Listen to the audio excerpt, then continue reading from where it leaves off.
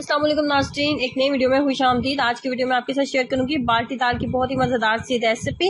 तो कैसे बनाएंगे इसको। बाल्टी दाल बनाने के लिए दो दालों का इस्तेमाल किया जाता है, जिसमें एक चने की दाल होती है, उसकी मिकदार हम रखेंगे एक कप के करीब, और नंबर 2 पे लेंगे माश की दाल, उसको भी उसकी मिकदार रखेंगे हाफ कप। आधा कप माश की दाल और 1 कप चने की दाल, दोनों को नमक डाल के तो हम जो है बॉयल कर लेंगे। सिंपल नमक डालेंगे थोड़ा सा और बॉयल कर लेंगे। उसके बाद लिया था हाफ कप के करीब कुकिंग ऑयल, उसके अंदर हमने जो है प्याज ऐड कर दिया। प्याज को हमने लाइट सा गोल्डन कर लेना, बहुत ज़्यादा डार्क ब्राउन हमने नहीं करना, ना ही बहुत ज़्यादा इसकी बुनाई करनी है। बस लाइट सा जैसे गोल्डन कलर इसका होगा तो इसके अंदर हमने 2 दरमियाने साइज के टमाटर ऐड कर देने हैं। टमाटर बहुत बारीक फाइन करके ऐड करेंगे। जितना अच्छा मसाला हमारा रेडी होगा ना, इतना अच्छा आपको दाल का टेस्ट मिलेगा। तो क्या करना है कि प्याज और टमाटर जो है, जिनकी हमने अच्छी सी मैं बुनाई कर रही हूँ, अब यहाँ पे थोड़ा सा पानी ऐड करके तो ढक्कन के साथ इसको कवर कर दूंगी, ये थोड़ा सा स्मूथ सा पेस्ट बन जाए।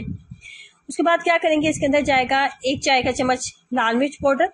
उसके बाद इसके अंदर नमक ऐड करूंगी। नमक जो है ना, जब मैंने चने की दाल और माश की दाल को बॉयल करने के लिए रखा था तब भी मैंने नमक डाला था, तो इसलिए यहाँ पे नमक की मिकदार कम रखेंगे। नमक आप अपने टेस्ट के अकॉर्डिंग एडजस्ट कर सकते हैं। उसके बाद हल्दी पाउडर हाफ चाय का चम्मच। उसके बाद इसके अंदर राई दाना जाएगा। राई दाना बहुत मजे का इसके अंदर टेस्ट देगा। 2 से 3 चुटकी बराबर राई दाना डालेंगे और मजीद इसके अंदर सफेद जीरा पाउडर का इस्तेमाल करेंगे। तमाम मसाले इसके अंदर ऐड करेंगे और चम्मच की मदद से अच्छे से मिक्स अप करने के बाद एक दफा फिर ढक्कन के साथ कवर कर देंगे। और बीच में अगर आपको थोड़ा सा पानी ऐड करना आपको लगे कि पानी ऐड करना चाहिए तो आप इसके अंदर पानी ऐड कर सकते हैं। स्मूथ सा पेस्ट बन चुका है। उसके बाद जी अब यहाँ पे हमने जो दाल बॉयल की है ना, चने की दाल और माश की दाल, 1 कप चने की दाल और हाफ कप माश की दाल, सिर्फ नमक डाल के तो बॉयल कर लिया है।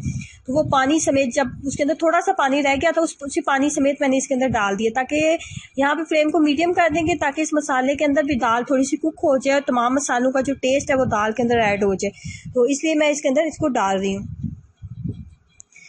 जैसे पानी इसका जो है थोड़ा सा ड्राई होने लगेगा, अगर आप ग्रेवी वाली रखना चाहते हैं तो थोड़ी सी ग्रेवी भी आप रख सकते हैं, जैसे कि वीडियो में आपको नजर आ रहा है, लेकिन मैं इसको थोड़ा सा मजीद थिक करूंगी। और अब यहाँ पे हम दूसरी साइड पे जो है इसका तड़का तैयार कर लेते हैं। इसका तड़का जो है बहुत मजे का बनता है, तो उसके लिए मैंने थोड़ा सा कुकिंग ऑयल लिया। तो इसके अंदर सबसे पहले हम प्याज ऐड करेंगे।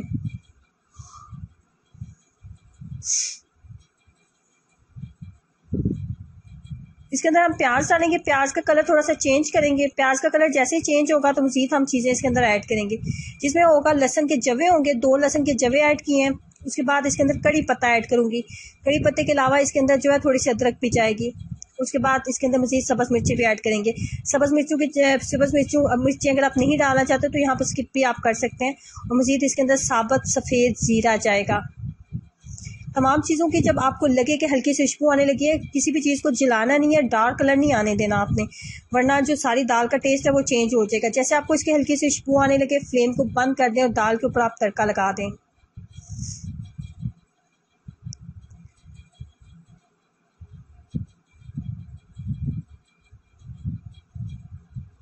तड़का जो है तो आपकी जो दाल होती है, कोई सी भी आप दाल बना रहे हो, तड़का अगर आपने बहुत अच्छा सा लगा रही है ना तो यकीन करें आपकी दाल को 4 चांद लग जाते हैं।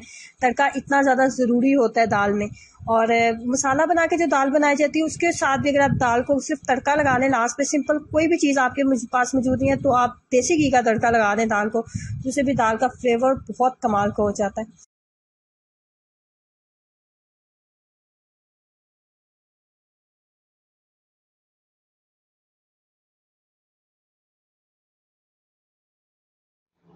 अस्सलाम वालेकुम नाज़रीन, एक नई वीडियो में खुश आमदीद। आज की वीडियो में आपके साथ कबाब की रेसिपी शेयर करूंगी। जरूर अपने लंच टाइम में या डिनर में इसको ट्राई करें और अपना एक्सपीरियंस मेरे साथ जरूर शेयर करें।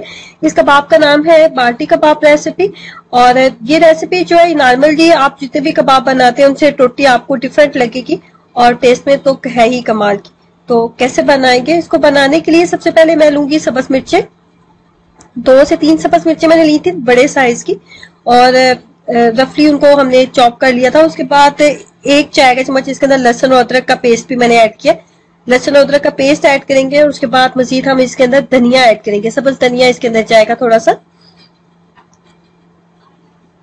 सब्ज धनिया ऐड करने के बाद जो है कुछ मसाले इसके अंदर ऐड करूंगी।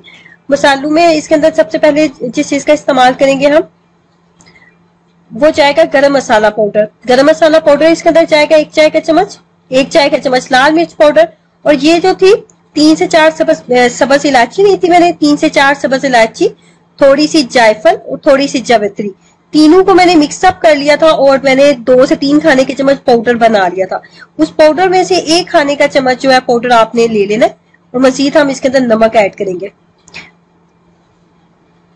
जायफल, सब्ज इलायची और जावित्री का जो पाउडर है उसके साथ इसका फ्लेवर जो है बहुत मजे का बनेगा और बहुत मजे का फ्लेवर आएगा, और टेस्ट में भी ये बहुत कमाल की आपको लगेगी। तो इस पाउडर को आपने जरूर इसके अंदर ऐड करना है।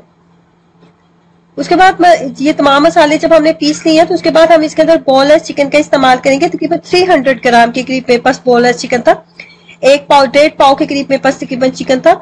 और इसको आप बीफ के साथ भी ट्राई कर सकते हैं। बीफ के साथ जब आप बनाएंगे तो इसके अंदर आप जो है मजीद आप ब्रेड का इस्तेमाल कर सकते हैं, आप भुना हुआ बेसन ऐड कर सकते हैं बाइंडिंग के लिए।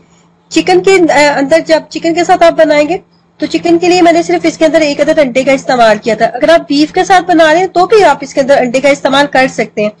1 अंडे का इस्तेमाल करने से ये थोड़े नरम बनेंगे, इसके अंदर एक जो नरमी होती है, मॉइस्चर जो होता है वो आ जाएगा और खाने में आपको और ज्यादा टेस्टी लगेंगे। कबाब जब नरम हो तो ही खाने में अच्छे और मजेदार लगते हैं, तो इसलिए मैंने इसके अंदर 1 अदद अंडे का इस्तेमाल किया।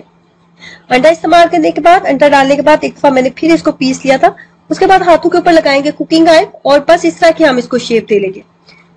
बस इस तरह की नॉर्मल से हम इसको शेप दे लेंगे, मुट्ठी की तरह की एक शेप हम इसको देंगे।